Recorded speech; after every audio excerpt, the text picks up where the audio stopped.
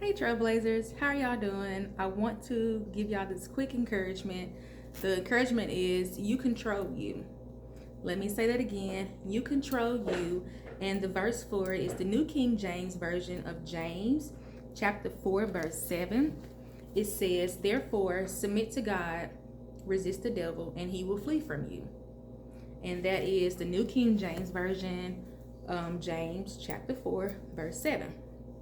So the reason why I wanted to talk about this is because I've been having a lot of thoughts around we as people being able to have self-discipline and self-control and understanding how we are able to govern ourselves, right? Despite human emotion, despite our wants, our desires, and all those things, but really being able to have control over ourselves is up here to me is one of the most important things, because essentially that's what I teach in mental health, right? And so here's the example that came to my mind. So many times when people will do things that they regret, they'll later say, well, I was angry, or they'll say, well, I was sad or I was hurt.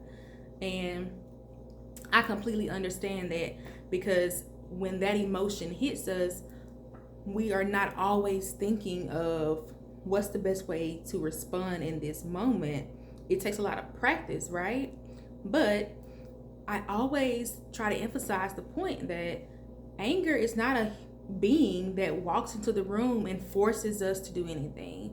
Frustration is not a being that says you must respond this way.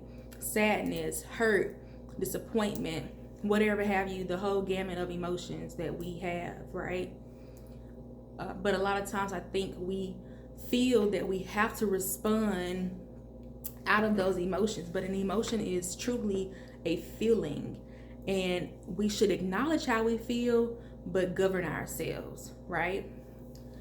To allow an emotion to control you is to allow your hands to be in the palm of a chemical that is produced within our brain.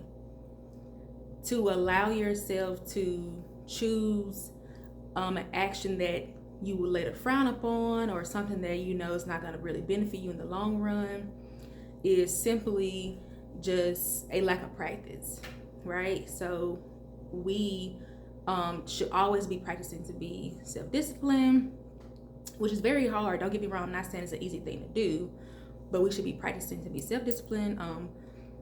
We should have self-control. We should understand how to identify our emotions and then how to address them and to flee from actions that do not accurately, produce the outcome that we want.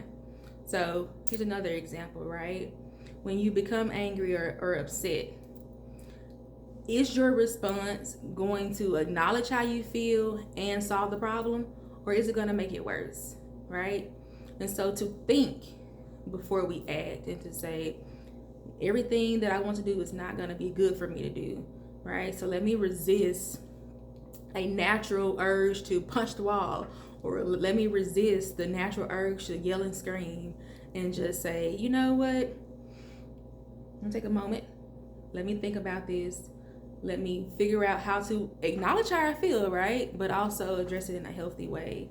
Is the pinnacle of reaching a sense of peace, but also being authentic and allowing ourselves to feel too, right? Because we're still human, we still have emotions. So I want to encourage you to have control over yourself, right? You control you. No other emotion controls you. Your wants or your desires do not control you. At the end of the day, you have to decide for yourself how you want to govern yourself, how you want to live your life.